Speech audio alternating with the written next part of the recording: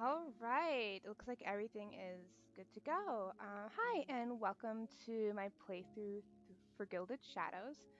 Um, so I have played Changeling, which I believe is also produced by the same people that produced Gilded Shadows.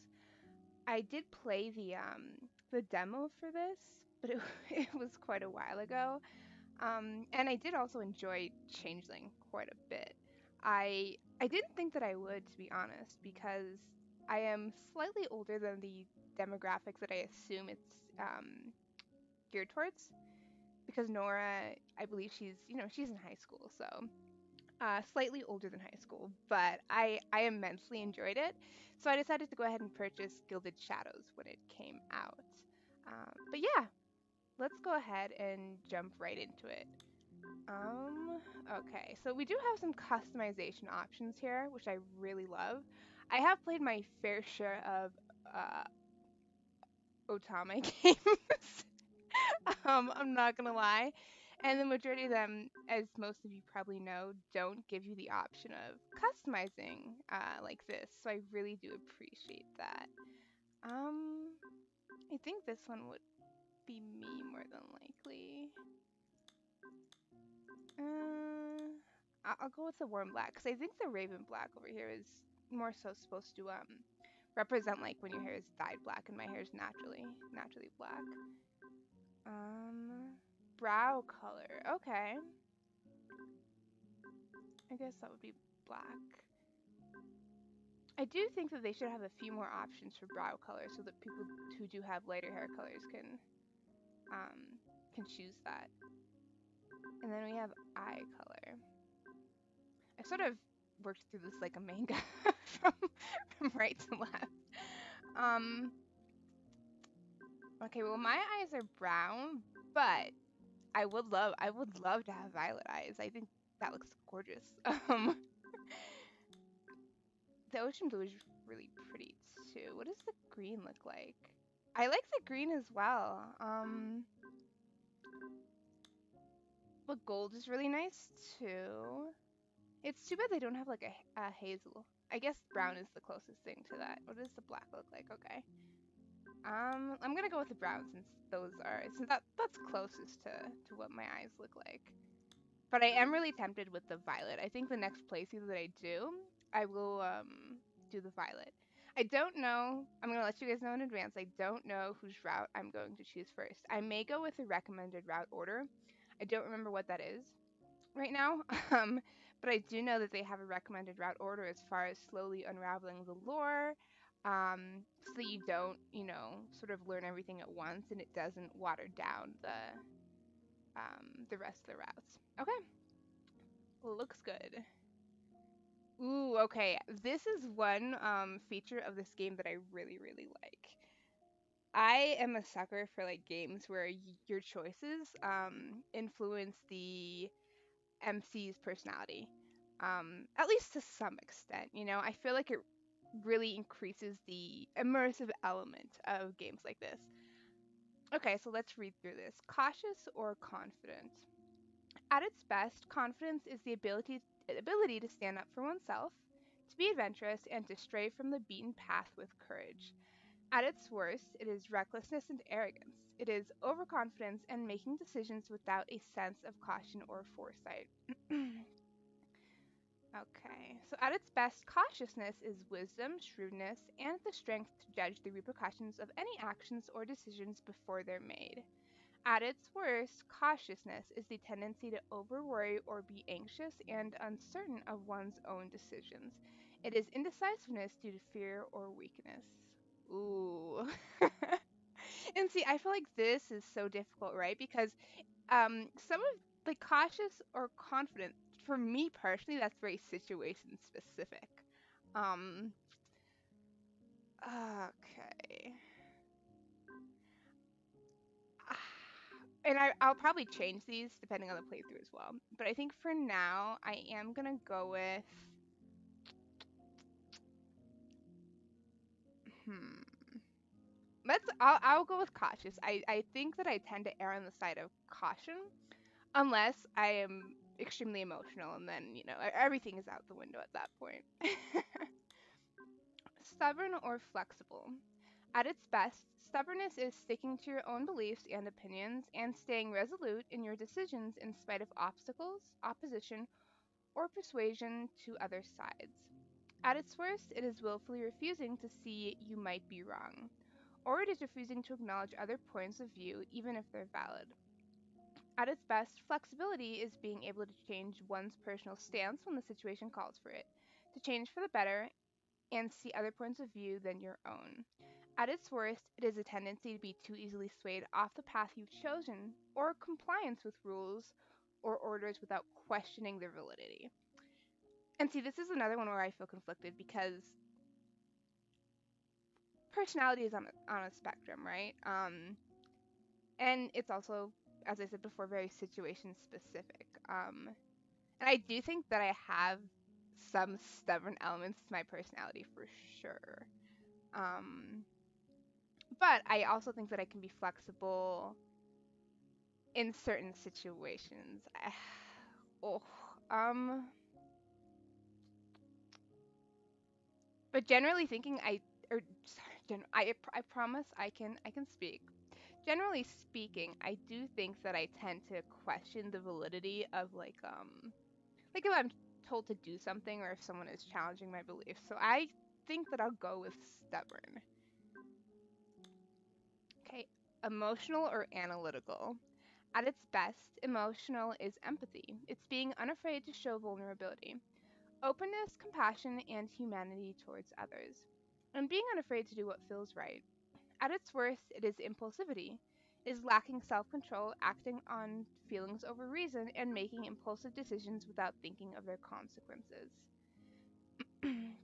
Right, at its best, analytical is inquisitive. It is making decisions based on reason and evidence without letting emotions cloud one's judgment. At its worst, it is over reliance on logic without making room for spontaneity. It lacks compassion and sympathy for others and puts reason above relationships. Mm, I feel like, I will say this already. I feel like they did a very good job of doing these sort of personality traits justice, right? They're not demonizing like one versus the other. They're making it very difficult to choose. I think I will choose emotional for my first playthrough, simply because, and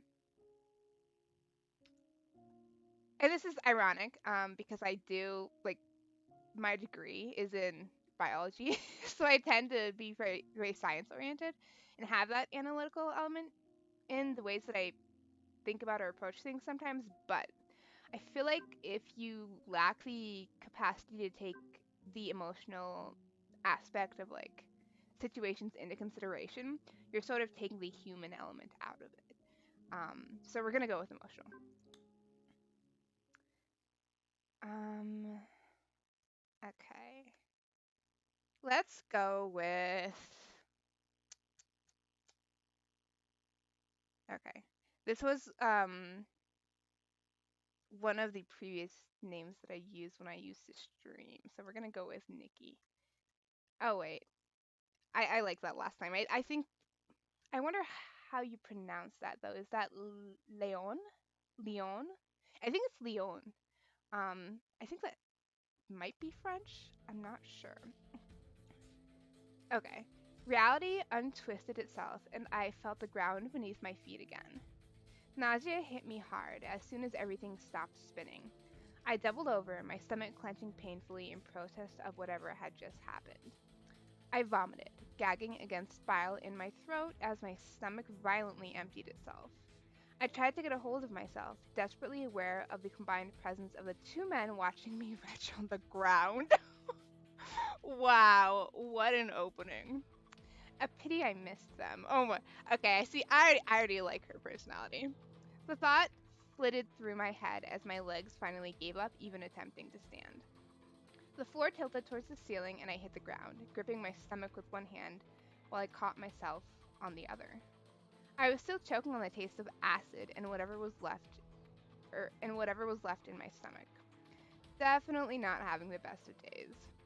One of the two men finally crouched next to me, and his hand passed over my back, a surprisingly gentle gesture from a damn kidnapper. It's all right. Try to take deep breaths. Instinct told me to scramble away, but my body wasn't exactly in scrambling condition. I stayed in place, squinting at the ground and wishing he'd go away. The first jump can be a little disorienting. It'll pass soon. I just ignored him and focused on figuring out what to do next. I just need to get a hold of myself. How had all this happened? And more importantly, what did these two men want with me? Okay, so that was the prologue. So we are in chapter out, or chapter out. Like I said, I promise I can read. I do have a little bit of dyslexia going on, but we're gonna work through that. So common route chapter 1. En passant. I'm pretty sure that's French as well. So it seems like they are drawn from some like French influences, maybe. Unless I'm just totally off with that. I took like one semester of French in middle school, so I'm not too well versed in that area. All right, one day earlier. So how did it go? Did you do okay? I don't know yet, Mom. Okay, Mum. Okay, so this isn't mom, it's mum. Like, is that British? I got out of the exam 20 minutes ago. You have to have some kind of idea how you did. Was it hard? Did you feel like you were answering well? I kept one eye on the street signal as I listened to Mum's eager. I'm gonna have to work on how I pronounce that. Listening to Mum's eager questions through the net connection, smiling slightly at the excitement in her voice. She was always like this after an exam. Okay, I know that from playing the demo, I know the lore is really heavy, like especially in the beginning.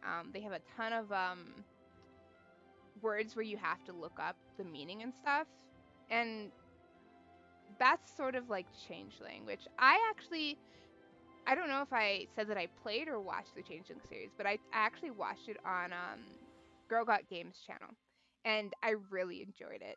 But all the lore, I never had to go through that myself. I watched her do it. So this is going to be a different experience having to like sort through all this myself. Okay, so net connection, the net. Arcalis? I think it's Arcalis. Arcalis' version of the modern internet, a vast network of information, communication, and interconnected computers that is accessed via the nanosystem.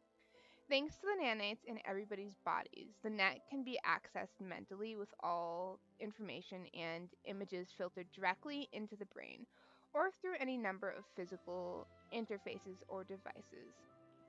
The net is used for information storage and transfer as well as visual and audio communications. Media and education. It is a prevalent and indispensable part of life in the Arcalis, Arcalis system. The net can be accessed exclusively with physical interfaces, so Terrans, the Nomos, and citizens of Sire are able to utilize the net in this fashion, sometimes to a slightly limited degree. I wonder what that means. Citizens with nanite rejection must also use physical interfaces and deal with the limited net access that comes with them. Okay.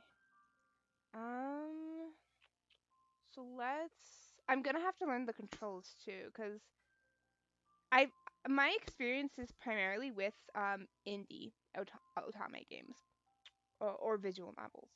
It's not always otame games. Sometimes it's visual novels, but those tend to be a little more straightforward with with the game mechanics versus um games that are like commercially produced. So let's check this out. Terrans.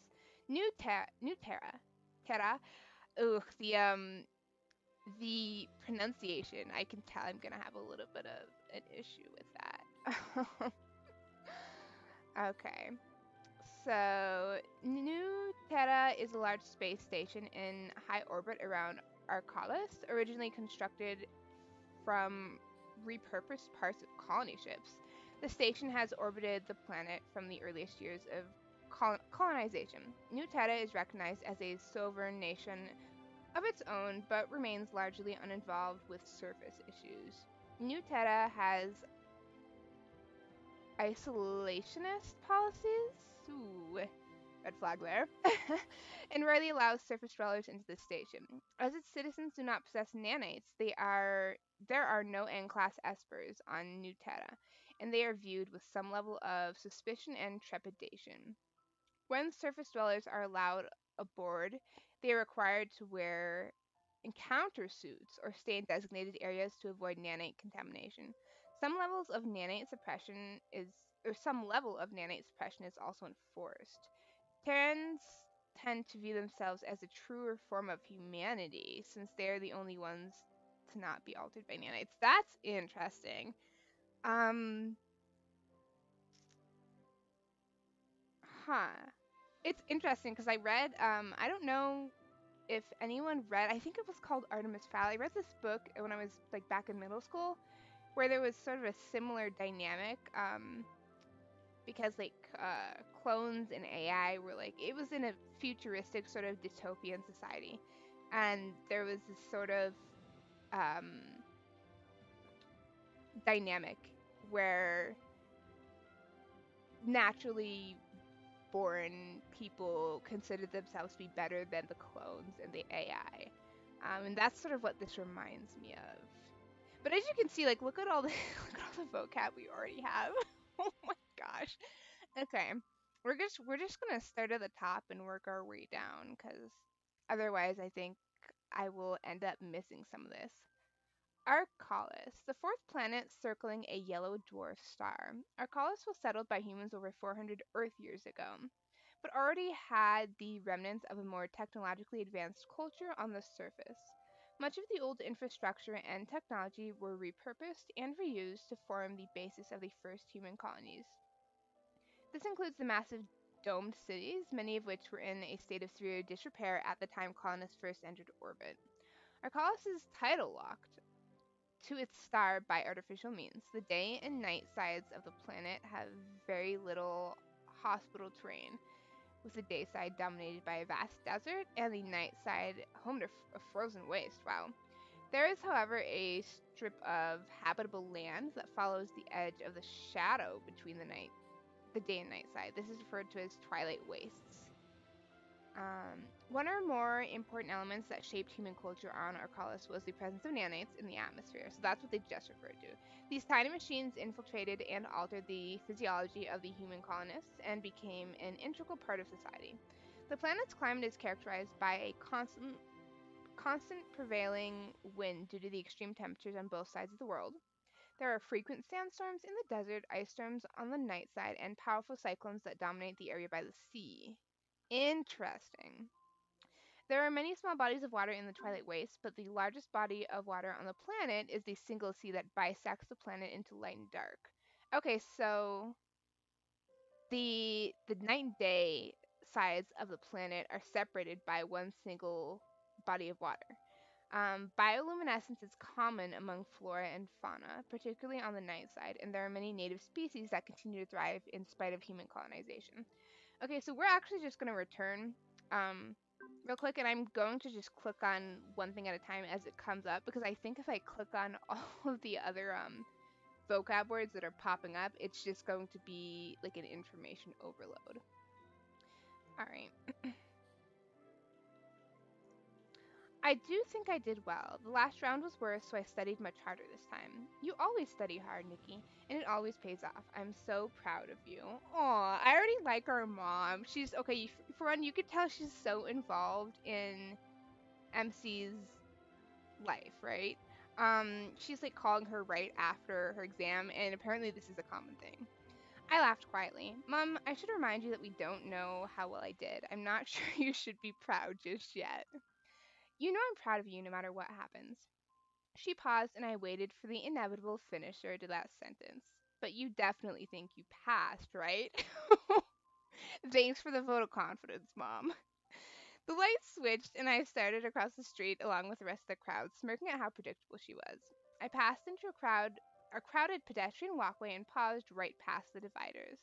Passing is never really the issue, you know. I keep telling you I have to score in the top 10% this time, unless Dad is ready to do some major string pulling on my behalf. And we both know that even if he tries, there's no guarantee anything will come of it. I'm certain you'll hear good news. You've worked too hard to get bad news at this point. Her faith in me was sweet, but everyone else worked hard too. None of them have worked as hard as you have.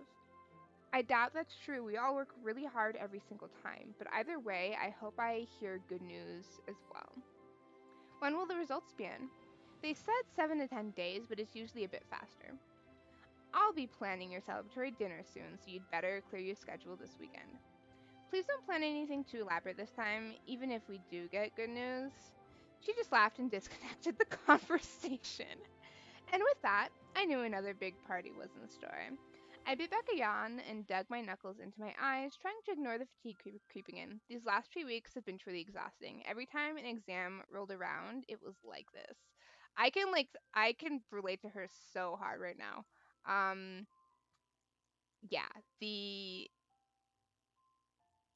I can really relate to this. Having been like a college student and sort of having that atmosphere where it's like, you can't just pass, you need to be in the top 10% of the class. You need to be competitive. Yeah. For all that I kept trying to caution mom not to get her hopes up, I really was pretty sure I'd scored well, but of course there were a lot of smart people taking the exam. And there weren't nearly as many positions open in the next study level for interplanetary archaeology.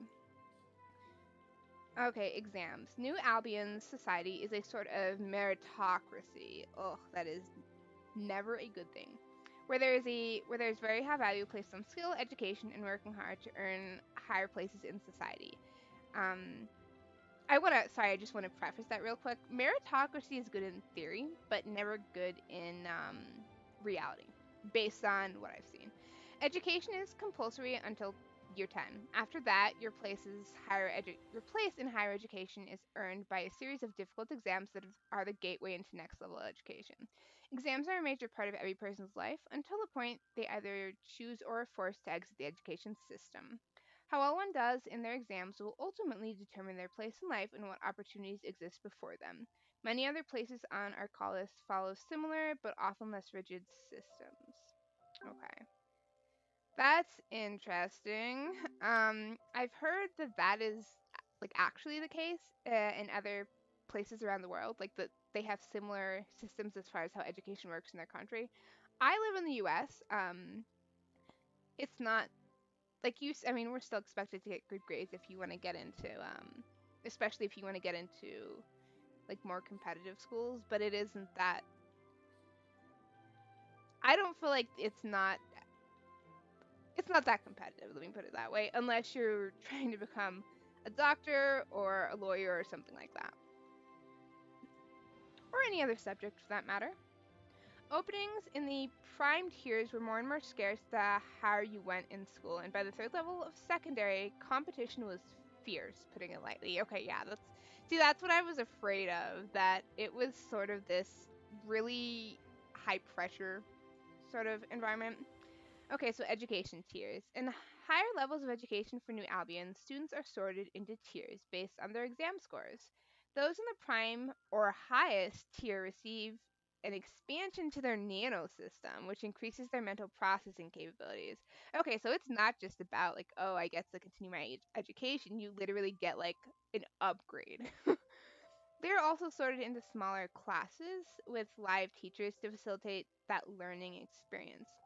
Prime tier is usually comprised of the top 10 to 15% of any given age group. Students who do not enter the prime tier are but are still in the top 30 to 50% of their level are sorted into sub-tiers, which are taught primarily by AI teachers. They do not receive nano enhancements but are allowed to continue their education at this lower level. Interesting. So the top 10 to 15% is taught by a human teacher, I'm assuming then? Everyone who scores too low to progress is given the appropriate merits for their level of education and is then compelled to graduate and enter the workforce. See, like, this is already setting off red flags for me. I'm not gonna lie. Like, this system sounds like a system that should work in theory, but that has a lot of, like, glaring issues, even just on the surface. Um, I also think it's interesting that they consider the human teachers to be sort of more valuable than the AI teachers, given how advanced AI seems to be in this world. Okay. Everyone was vying for precious few slots, and for every person that made it in, there were 10 others who got bad news. I lifted my hair off my neck and started walking, holding in another yawn. The sleepiness felt like it hit all at once. I wondered if another nanosystem expansion meant I wouldn't get tired as easily. Would be nice if I could suddenly get by on less sleep or something. Oh my god. If that is a real thing, I need that in my life like so bad. I doubted it though. Everyone knew expansions. Did I miss? Yeah, I did miss. Sorry, I missed this one. This new word. The nanosystem is how citizens of Arcalis refer to the vast network of nanites that exist everywhere on the surface. So they only exist on the surface then? When colonists first arrived, nanites were concentrated in the biodomes, so those who settled there were immediately infected by them. Okay, so this isn't like a human like this isn't human technology. This is something they were infected with. The nanites are harmless, but are what give humans access to the net and other technology on Arcalis, much of which is controlled via thought rather than physical interfaces. Nanites can also be used to give physical and mental enhancements as well as increased cellular regeneration, so increased healing, I'm assuming. Even an increase in psi abilities. These require specially programmed nanites, however, most citizens do not have access to this sort of expansion. Nanites were not originally presented on Sire, but were introduced in lower concentrations by human colonists. As such, Sire has a much lower population of nano-espers, as does Dion, where scientists believe most of the nanites were somehow destroyed prior to colonization. Okay, I have to say I'm confused. Were the nanites there prior to colonization? Because it says they were destroyed prior to colonization. And if I'm assuming colonization is when the humans came, right? And invaded, like, I shouldn't say invaded because we don't know if there was anybody living there before, but you know, when they moved onto this new planet. So I'm confused as to if the nanites were there prior to that or if they are a result of colonization. You know, like if the humans created them, because they're talking about how most citizens don't have access to them. New Terra does not possess nanites, and Terrans cannot access the nanosystem at all. Why is that, I wonder? Okay. Um, I doubted it though. Oh yeah, we read that as well. My goodness. Okay, so this is one thing I am gonna have a little bit of trouble with. Like, I am the type of person where I just want to jump straight into like the plot. And this is so lore heavy already. All citizens on Arcalis have a nanosystem that falls within a specific set of parameters in terms of the amount of nanites with their bodies or their nanosaturation. It is possible to expand the nanosystem beyond normal, though these expansions come with some health risks, oh interesting, and are heavily regulated across more of Arcalis. Overpopulating a person's nanosystem can lead to nanite rejection, for example, and it can make individuals more susceptible to extreme overgrowth events. Ooh, that doesn't sound good. As such, only certain types and levels of expansions are medically approved in most areas, though it is possible to obtain illicit expansions as well. So that's got to be like illegal black market stuff. There are multiple types of system expansions, including neural expansions that increase focus and synaptic response time, bioexpansions that can enhance cellular regeneration, and even psi expansions that can increase the functional capabilities or functional capacity of one's fork system. There are still societal debates on the ethics of expanding one's nanosystem and the implications it has. Interesting. Okay. Okay, so I doubted it though. I can't remember if I read this. Everyone knew expansions only helped with focus and memory capacity, well, and general synaptic response and all that. She's so blasé about it. Um, okay, so I am gonna go ahead and end the episode here. I will be. The goal is to upload about once a day. That is what I'm going to be aiming for, but we will see. In any case, I hope you enjoyed the episode. Thank you so much for tuning in.